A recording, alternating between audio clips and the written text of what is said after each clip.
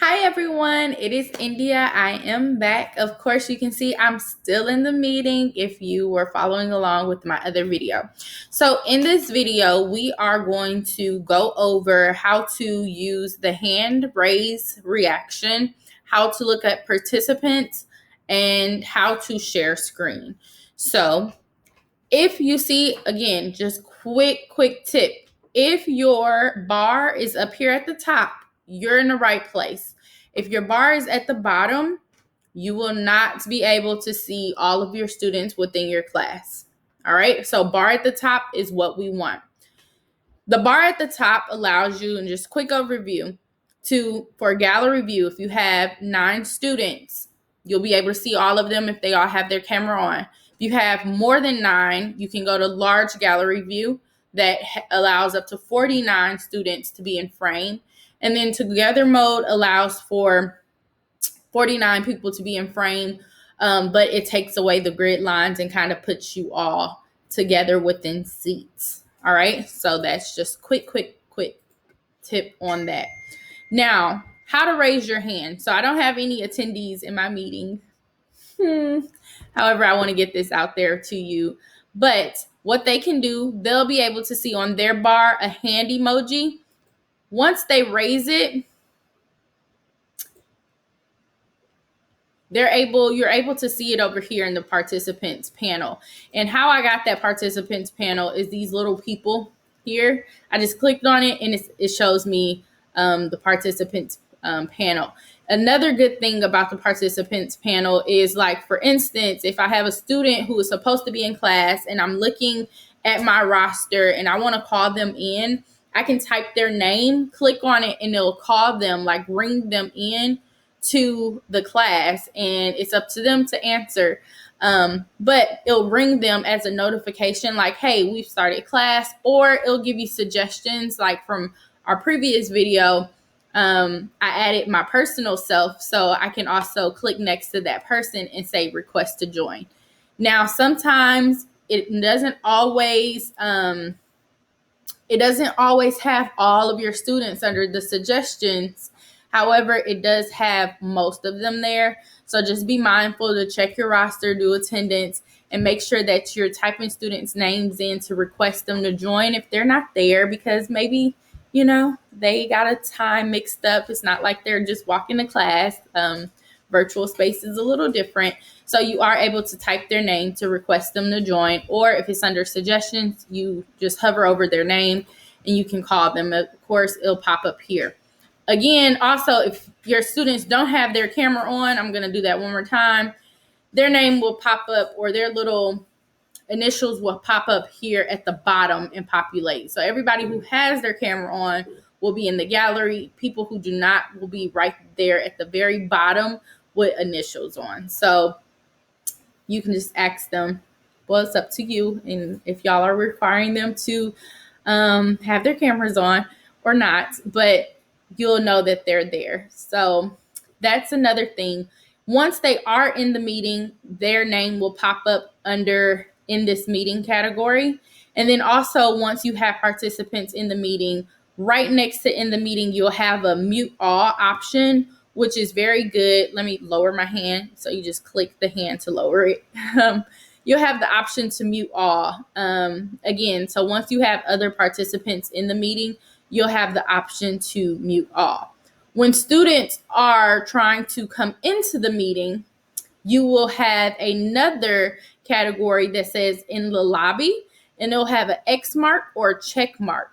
You click the check mark to let them in, or you click the X mark if they're not supposed to be there, or if you don't recognize their name, because it could be anyone, but they're in the lobby. So it's like they're in the hallway. All right. Now, sometimes you don't see who's in the lobby or your participants when you move the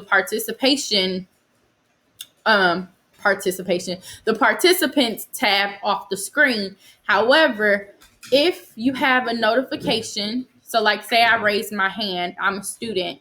If you have a notification, you will have a number or information right here next to the people to say, hey, you probably need to check on your participants tab. because either someone has their hand raised or someone is waiting in the lobby. So it will give you the option of checking which one it is. So in my case, I had my hand raised. Your chat box is here. Remember, your chat box stays within that conversation, within that class. So they do not go away unless you delete the class. So be mindful that we can see your chat, your students can see your chat, and your parents can see your chat. And, that's just be mindful of that. Now I am able to go in and delete certain things, but it will say this message has been deleted. So basically something's there. Look, I can undo it. It's always technically there. So just be mindful of that.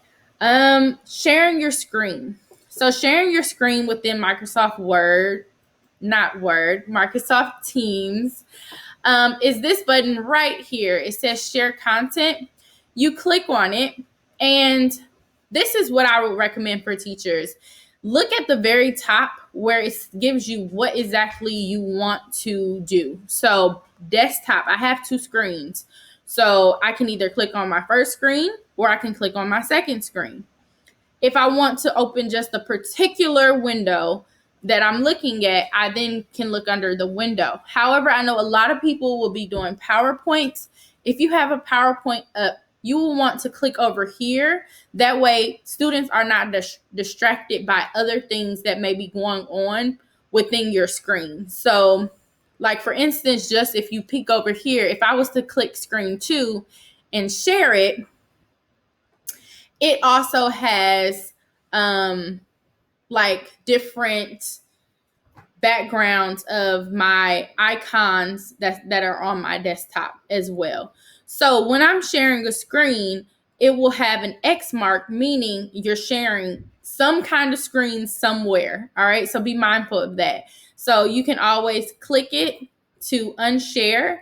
And if it has an arrow, that means you are not sharing anything. So again, if I click something, it has an arrow, that means I'm sharing that screen. An X mark, that means you're sharing some type of screen somewhere.